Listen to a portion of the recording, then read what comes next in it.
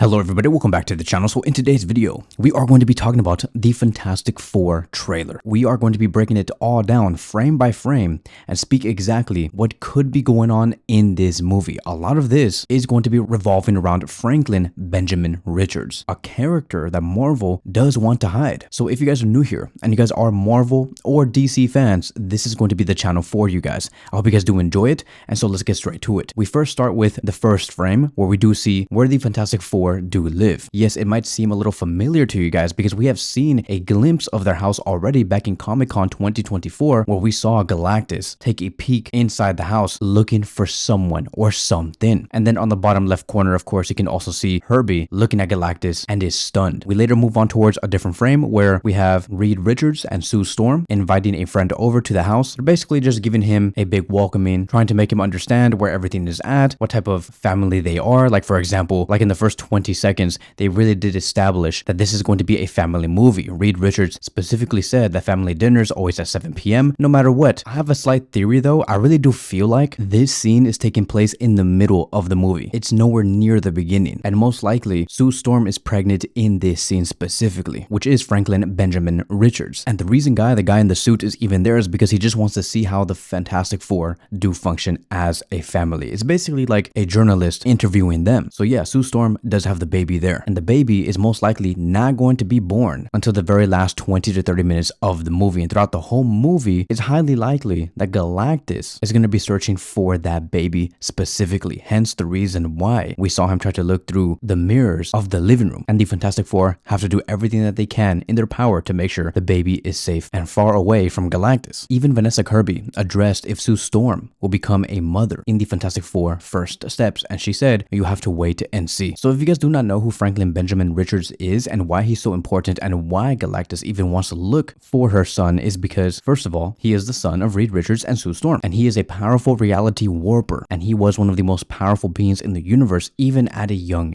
age. So Franklin does have god-like abilities. Once he did help restore the multiverse by following its collapse due to the incursion crisis. We move on towards the next frame, and we can see here that Marvel Studios created a different theme for their logo. It's very 60s, very 70s. It looks amazing. I really do like the colors, the fonts, and everything all around. It's very, very creative. Matt Shakman, through this transition here, also changed the aspect ratio, very similar to what he did in WandaVision. So we move on towards the next frame with a much wider scene, and here we can see the Baxter Building, which is a 35-story building located on 42nd Street and Madison Avenue in New York City. It is the famous home of the Fantastic Four. So what they have is a very similar idea to the Avengers building. Here we can see Herbie for the first time. I think that Herbie looks amazing, right? I love the design. I love everything about it. And as we can see, Herbie is cooking with the Thing, and with the Thing wearing the suit. I just think that once again, it is so on point on what Marvel has been able to do here. The Thing looks so comic accurate.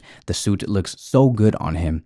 And I'm glad that they have been able to find a way where the Thing can wear the Fantastic Four outfit without having him just wear the shorts or pants. I think that he looks great with the whole sweater. And I hope that very soon these sweaters go on sale because I would love to buy one. So this is completely CGI. The Thing is not going to be practical, nor are they going to put a bunch of makeup on Ebon Moss like what they did back in 2005. And it's pretty fun to see that, Ebon Moss, who is playing the Thing, the Thing is cooking here. And for those of you guys who do not understand this reference, Ebon Moss also plays, I guess what we can all say cousin in The Bear, and he also cooks there. So it's kind of like a way to say yeah, this is a wink to The Bear. Here on the next frame, we can see Reed Richards in his lab. I love the lab. I think that it looks very spacious. It allows a lot of light to come through. And then in the next frame, we do see one very big thing, a very important imagery. So first of all, Reed Richards is just drawing a bunch of random things on the chalkboard. I mean, to him it's not random, but to us it's what the hell is he even writing about? But you can tell that he has been there for 19 hours, 18 hours, 20 hours. He's been there for a very long time after all of those scientific writings on the board. But clearly there is some sort of obsession going on, because when you have a scientist like him and as smart as him doing something on the chalkboard for like 18 hours, 19 hours, he's trying to figure something out. And if you look closely on the chalkboard, one of the things that is being shown is the multiverse bridge. Reed Richards is working on the multiverse bridge in the Fantastic Four First Steps. This has to indicate that his focus is trying to understand how to navigate through the multiverse. Like, how can they go through a different universe and in a very safe and effective way? Reed Richards is very well known for his genius level of intellect. He's a scientist, an inventor. He specializes in multiple different sciences, especially quantum physics, which is what's going to allow for Reed Richards to have this arc, right, on trying to understand how can we create a machine that is a bridge to the multiverse. And I really do think that a couple of things might go on here. I do not know exactly whether this is Reed Richards trying to get back home to the original universe that they were from, which could be universe 616, or does he simply just want to find a way to go through a different universe knowing that his universe is going to die? Those are going to be my two theories, because I have no idea why in the first place he is interested in exploring the multiverse in this film. So this is where we are going to be getting into like the theory section. All of this is just speculation, it's just predictions, none of this is true. We are just having fun here. We're trying to understand what could be going on here. So possibility number one, the movie could start in a very retro futuristic universe where the Fantastic Four already exist, so completely separated from 616, which is the main Marvel universe, and they will have to fight Galactus through the movie, but eventually they end up losing at the end of the film, and he will destroy the entire multiverse, or universe as we can say. However, before the movie does end, Reed Richards, in the last few minutes of the film, he finds a way to save his family and place and put everybody into the main MCU timeline, which is the one that we have been watching. Or point number two, it could be this, a huge plot twist, right? All of us are wondering, okay, why the hell have we not heard about the Fantastic Four in the MCU yet if they were always there? What if 616 is their original reality, right? And they ended up in their current universe that we see through this trailer through a wormhole. And that is the reason why Reed Richards is working on today on trying to find wormholes or building the multiverse bridge by trying to find a way back. The thing about this theory though is, like,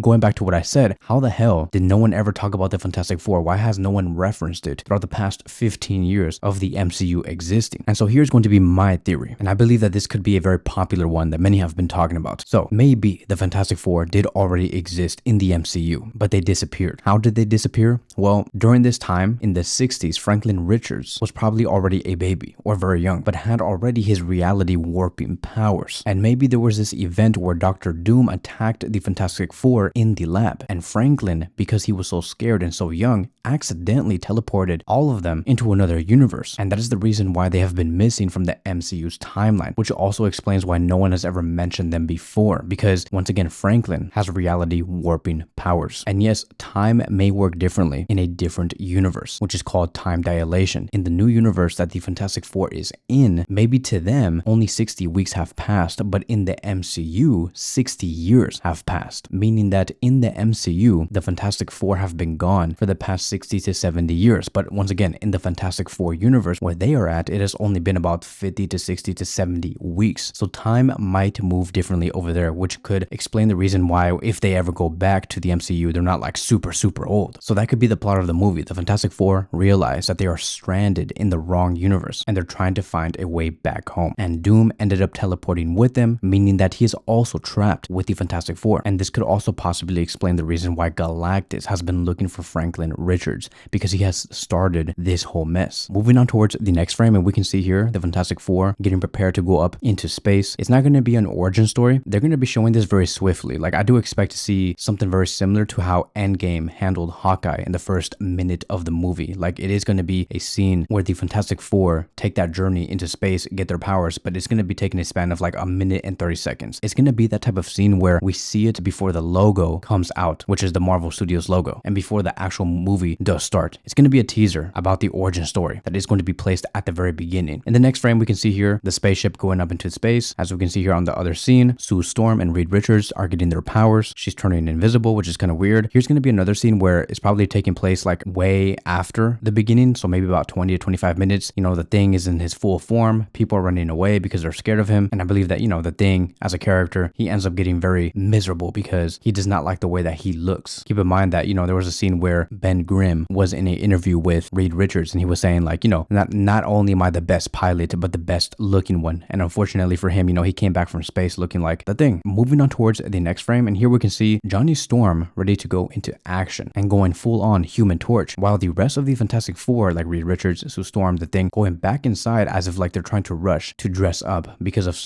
something is going on. This explains the reason why in these frames here, there's a bunch of fire coming down from the sky. It's the Fantastic Four realizing that they are being attacked, and Johnny Storm is the first one to react. All he has to do is like, okay, turn to the Human Torch and go fly to see what is going on. He probably does eventually like find out that if he goes too high, his powers go away because space has no oxygen, and that is how the fire just evaporates and he loses his powers. Hence the reason why we just see him like fall down from the sky. Most likely this is going to be taking place very early in the movie, because for him to just find out that he cannot fly past into space has to be a beginner mistake. Here on the next scene we can see some children putting on like the Thing costume. They have like some merch, and so it's pretty cool to see that the Fantastic Four is kind of like role models and heroes to the whole world. To this universe, that's like their Avengers. It is just the Fantastic Four. The Avengers don't exist in the Fantastic Four universe. Moving on towards the next frame, and here we can see Galactus, right, in his shadow just hovering over New York City. Now, I don't know about you guys, but for some reason, it goes like my theory and stuff like that, but this looks nothing like New York City from the 60s. Like, it looks like a different universe or something like that. I could be wrong. It could be just the fact that it just looks different in broad daylight and stuff like that, but like when I look at the other frame of Galactus looking at the Statue of Liberty, this looks like No Way Home. Like, does it not look like the New York City of 616? It's pretty insane. And then moving on towards the last frame, here we can see the Fantastic Four in its full glory with the costumes and everything. I don't think that this is a real battle that they are about to like go into. It's literally just a promotion thing or something. They're just there to take pictures because it just looks way too nice. I mean, like, look, there's a Fantastic Four logo behind them. There's a couple of panels surrounding them. It looks too, I would just say, fun. It's more of a celebrity thing than a hero thing. And so that is it. That is going to be wrapping up today's video. Thank you guys so much for watching, and I will see you guys in the next one.